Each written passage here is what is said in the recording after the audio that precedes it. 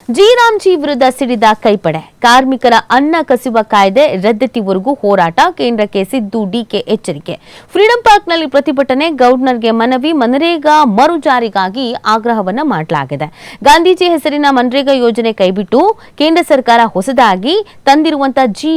G ಕಾಯ್ದೆ ವಿರುದ್ಧ ಬೃಹತ್ ಪ್ರತಿಭಟನೆ ಲೋಕಭವನ ಚಲೋ ಮುಖಾಂತರವಾಗಿ ಕಾಂಗ್ರೆಸ್ ರಾಹಣ ಕಹಳೆಯನ್ನ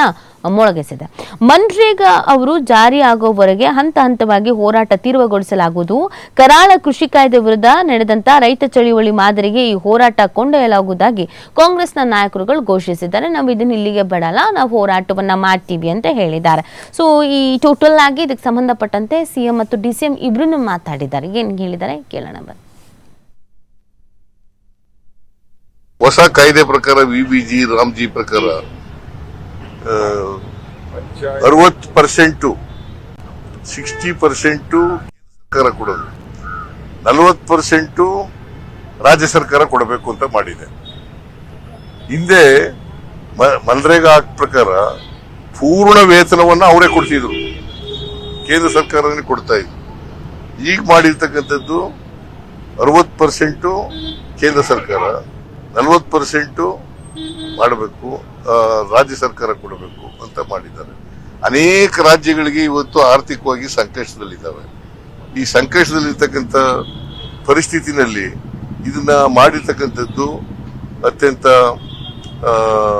ಮಾರಕವಾಗಿರ್ತಕ್ಕಂಥ ಕಾಯ್ದೆ ಅಂತ ಹೇಳಿ ನಾನು ಭಾವಿಸ್ಕೊಂಡಿದ್ದೇನೆ ಸೊ ಎಲ್ಲಕ್ಕಿಂತ ಬಹಳ ಮುಖ್ಯವಾಗಿ ಗ್ರಾಮೀಣ ಪ್ರದೇಶಗಳಲ್ಲಿ ಹಳ್ಳಿಗಾಡಿನ ಜನ ಮಹಿಳೆಯರು ದಲಿತರು ಸಣ್ಣ ರೈತರು ಅವ್ರು ಏನ್ ಕೆಲಸ ಮಾಡ್ತಾ ಇದ್ರು ಕಾರ್ಮಿಕರು ಏನ್ ಕೆಲಸ ಮಾಡ್ತಿದ್ರು ಆ ಕೆಲಸವನ್ನ ಕಿತ್ಕೊಳ್ತಕ್ಕಂಥ ಕೆಲಸವನ್ನ ಮಾಡ್ತಾ ಇದ್ರು ಇವ್ರಿಗೆ ಮಾರ್ಗದರ್ಶನ ಮಾಡೋರು ಯಾರಪ್ಪ ಅಂತಂದ್ರೆ ಆರ್ ಎಸ್ ಎಸ್ನವರು ಯಾಕಂತಂದ್ರೆ ಜನರ ಕೈನಲ್ಲಿ ದುಡ್ಡಿರಬಾರದು ಅನ್ನೋದು ಯಾಕಂದ್ರೆ ಅವರು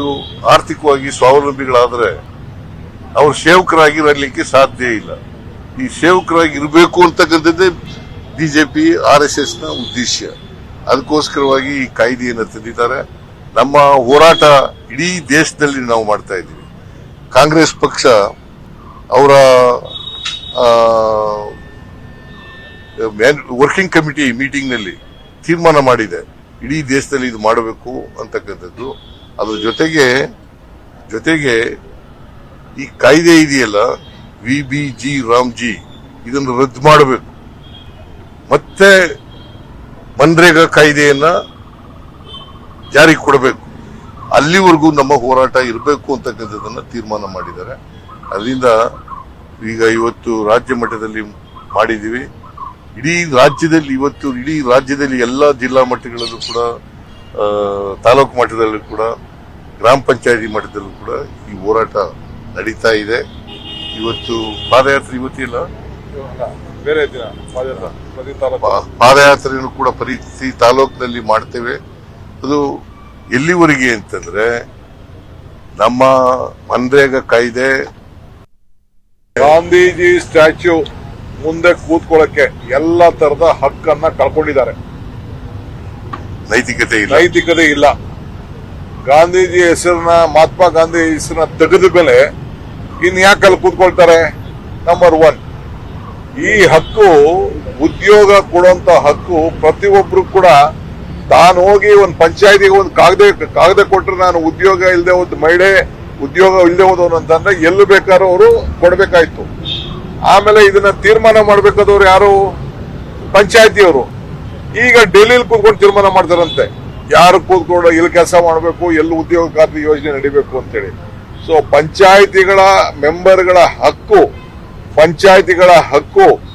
ಉದ್ಯೋಗ ಪಡ್ಕೊಳ್ಳೋರ ಹಕ್ಕು ಎಲ್ಲರ ಹಕ್ಕನ್ನು ಕೂಡ ಈ ಸರ್ಕಾರ ಕಿತ್ಕೊಂಡು ಕಾಂಟ್ರಾಕ್ಟರ್ಗಳೇ ನೆರವೇ ಯಾವನಾರ ಕಾಂಟ್ರಾಕ್ಟರ್ ಆ ತಾಲೂಕಲ್ಲಿ ಏನಾದ್ರು ಕೆಲಸ ಮಾಡ್ತಾ ಇದ್ರೆ ಅಲ್ಲೋ ಕೆಲಸ ಮಾಡ್ಬೇಕಂತೆ ಆ ರೀತಿ ಈ ತೀರ್ಮಾನವನ್ನ ಮಾಡಿದ್ದಾರೆ ಅದಕ್ಕೆ ನಾವು ಎಲ್ಲ ಪಂಚಾಯತಿಗಳಿಗೆ ಶಕ್ತಿ ತುಂಬಬೇಕು ಅಂತೇಳಿ ಮತ್ತೆ ಮಹಾತ್ಮ ಗಾಂಧೀಜಿ ಅವರ ಹೆಸರನ್ನ ಪ್ರತಿಯೊಂದು ಗ್ರಾಮ ಪಂಚಾಯತಿ ಮುಂದೆ ಅವರ ಹೆಸರನ್ನ ಜೋಡಿಸಿ ನಾವು ಹೊಸ ಆದೇಶವನ್ನ ಮಾಡ್ತೇವೆ ಈ ಗಾಂಧೀಜಿ ಸ್ಟ್ಯಾಚ್ಯೂ ಮುಂದೆ ಕೂತ್ಕೊಳ್ಳಕ್ಕೆ ಎಲ್ಲ ತರದ ಹಕ್ಕನ್ನ ಕಳ್ಕೊಂಡಿದ್ದಾರೆ